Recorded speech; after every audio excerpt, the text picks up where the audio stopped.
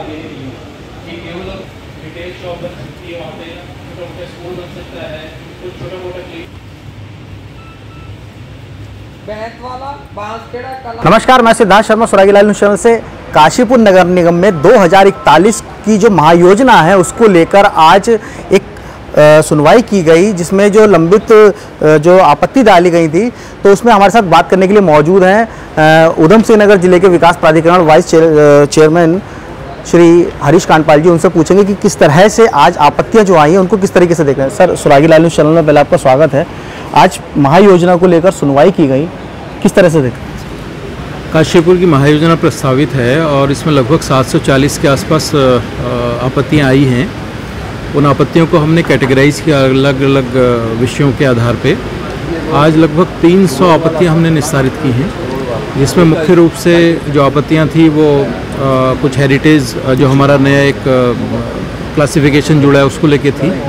तो लोगों की कुछ भ्रांतियां थी, उसको दूर किया गया कि लोगों को ये लग रहा था कि हेरिटेज के अंतर्गत यदि हमारी प्रॉपर्टी आएगी तो ख़रीदने बेचने पे रोक लग सकती है, निर्माण पे रोक लग सकती है। तो ऐसा उसमें कोई प्रोविज़न नहीं है। केवल फसाड और कलर, ये दो चीज़ें उसमें सेम रहेंगी।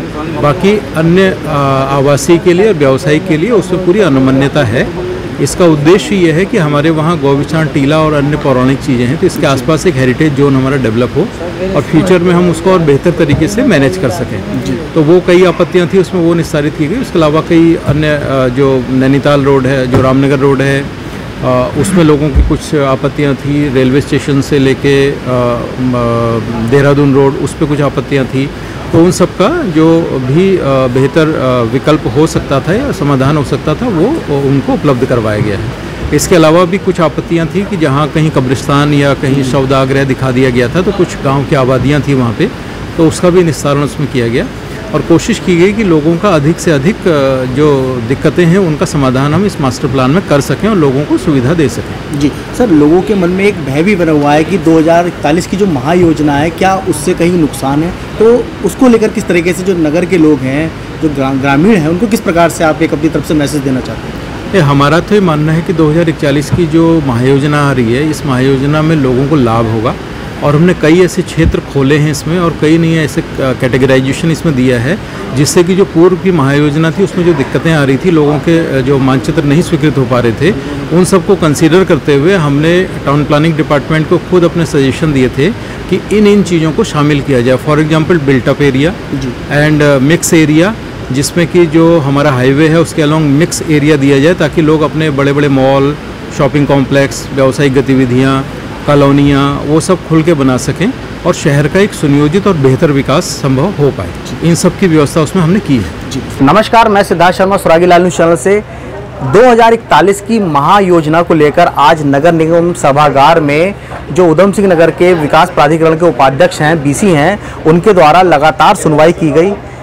इसी पर बात करने के लिए आज मेरे साथ मौजूद हैं केडीएफ के अध्यक्ष श्री राजीव भाई जी। उनसे पूछेंगे कि किस तरह से महायोजना को लेकर जो तैयारी, एक भय का माहौल चल रहा था और आज जन सुनवाइयाँ हो रही हैं, तो अब कैसा लग रहा है?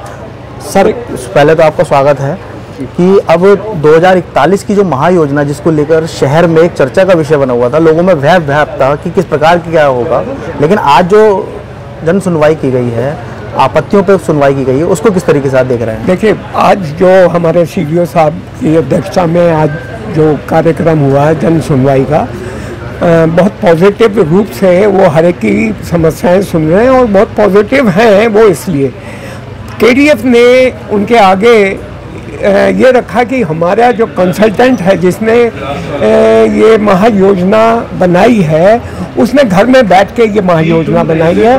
उसने गूगल के पुराने जो नक्शा है उसको देख के बनाया, वास्तविक में नहीं बनाया।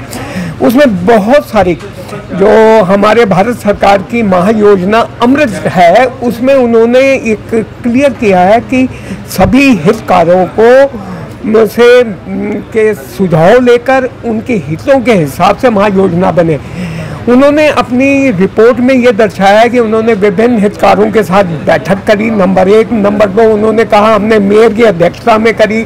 नंबर 3 उन्होंने कहा विधायक जी से भी हमने ओपिनियन ली, जो कि सरासर झूठ है।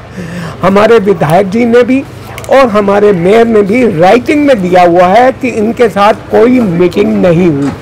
हमारा ये कहना है, सबसे पहले KDF ने आज ये CDO साहब के माध्यम से हमने जिसकी प्रतिलिपि समस्त चीफ मिनिस्टर वगैरह को दी है कि जब भारत की सरकार की अमृत योजना को हितकारियों के लिए बनाया तो पहले जो गलत तरीका है इसकी जांच हो।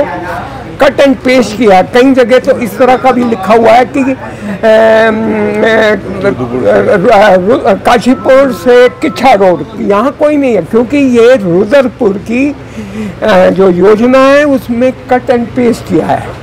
तो हमारा एक ही कहना है कि कंसल्टेंट को जिसने पूरे हितों को ना लेकर करोड़ों रुपए का सर्वे का पैसा जो ले रहा है उसकी जांच हो, घर बैठे हुआ उसकी जांच हो और सभी पक्षों को सुनते हुए इस पे कार्य हो। इसमें कोई डाउट नहीं कि हमारे सीओ साहब और अधिकारी साहब एक एक पक्ष को सुन रहे हैं, पर कई लोग ऐसे भी हैं जिनको पता ही नहीं है, जिनको समझ नहीं है।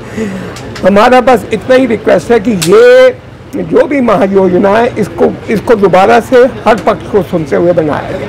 तो आप तो हमारे साथ KDF के अध्यक्ष श्री राजीव गए, जिनका साफ तौर पर कहना है कि जो 2041 की महायोजना है उसमें सभी पक्षकारों को सुनना बेहद जरूरी है। सिद्धार्थ शर्मा, सुरागी लाल न्यूज़ चैनल, काशीपुर। उत्तराखंड की खबरों से जुड़े रहने के लिए आप हमें सभी सोशल मीडिया प्लेटफॉर्म्स पर सब्सक्राइब, लाइक और फॉलो कर सकते हैं। धन्यवाद।